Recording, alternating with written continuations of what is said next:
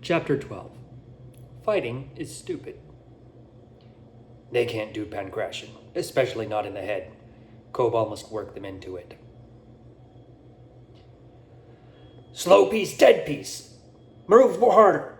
She want deleted? Then show Gressin. It was the grayish-brown stripy one who said that, so now I knew two names. Cobalt and Gressin. Yay me. Pairs! Pairs! Need 5 pairs! The rest of hers run states.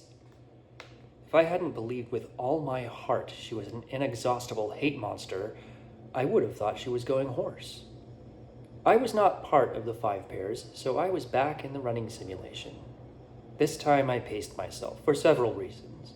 First, the pace had a strange revitalizing effect, but my muscles were still weak, rubbery, and unresponsive from constant jumping and hard sprinting and all those stupid exercises. Second, my head was not in the game. Third, 2 of the trainers were concentrating on whatever it was they were doing with the pairs, so there was only one demonic hell beast to yell at all, however many of us were there in his torture chamber. The trainer, Gressin, kept the runners on schedule. We all started a heat at the same time. The winner got to rest. The losers got to rest too, in croco or Relifian position, which was balanced on your butt with your legs in an elevated pike and your arms stretched to the ceiling. She let us break a few times for nasty, bitter water, and once to pee, which she managed to make a stressful event as well. The pairs were off to the side, visored up and wrestling on larger grates than our individual air trainers, while Cobalt and the gray wolfish one snarled and snapped at them. Eventually, it was my turn to get on those grates. They paired me with number 96, a bleach blonde hulk of a woman who looked at least as tired as I felt. We shared a big circular grate on the back, furthest from Gressin and the runners. Our visors were on, with nose and taste tabs in, gloves on, the works. A voice broke in through my ear cups, this one low and gravelly, so not Cobalt. Following exercise is poly. Subject strength, dexterity, and intelligence is evaluated by combat. 2 subjects pushed to floor.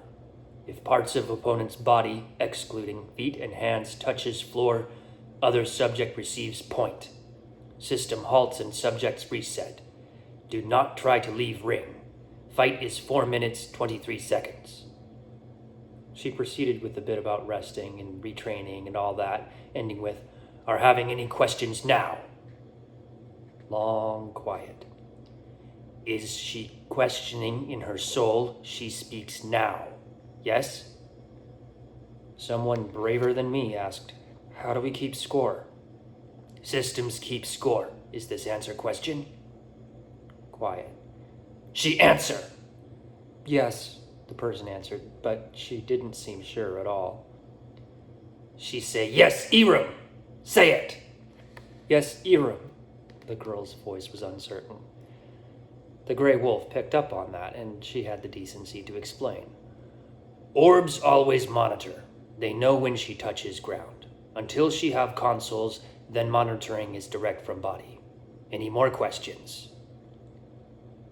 Trainer Erum confirm. Subjects understand what is required of hers. Fighting begin on countdown. So, the orbs did more than spy on us and power the simulations through our visors. Not that I noticed or cared. I had more pressing things to worry about. The scene was a stone platform, raised high in the open air. It was surprisingly familiar after the weird canyon and the eerie mist. A Japanese pagoda's tiered rooftop was visible off to my left, and a gorgeous snow-capped mountain rose in the distance. Pink flower petals fluttered in the breeze, though they never fell on the platform, and the air had a sweet scent.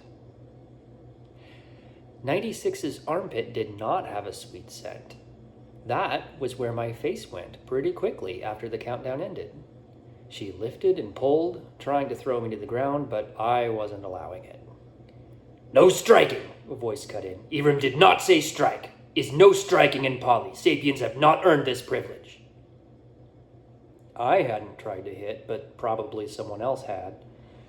96 continued to grunt and strain as she tried to throw me, and I continued to squeal around my taste tab as I flailed and pushed against her. I hooked my leg around hers and drove my shoulder in, causing her to fall but pull me to my knees in the process. Feet! Again! Cobal's voice barked, and we both recovered. We backed off, and the countdown started again. Who had won? Maybe they canceled out. This time, I didn't let her lock my head. I never knew this before. I hadn't even considered it, but that day, I learned a strong truth about life. Wrestling is exhausting. It doesn't look exhausting. It mostly looks like two people hugging, but like aggressively. What you don't see is both are using every muscle they have, constantly pushing against the other person. For me, I think it was twice as hard because my arms are short and my legs are short and I have half the mass of the person I was fighting. I don't mean this in an insulting way either, like, haha, look at her, she's a blubberous whale. They had muscle mass, and not just 96. I fought a lot of huge women that day. 28, the Chinese volleyball player, must have had a killer spike because she could toss me around like a paper airplane. I spent most of those fights with arms locked around their waists, trying to land on my hands and feet, and the worst, getting thrown out of the ring where my own orb would zap me with a miniature cattle prod until I scrambled back in.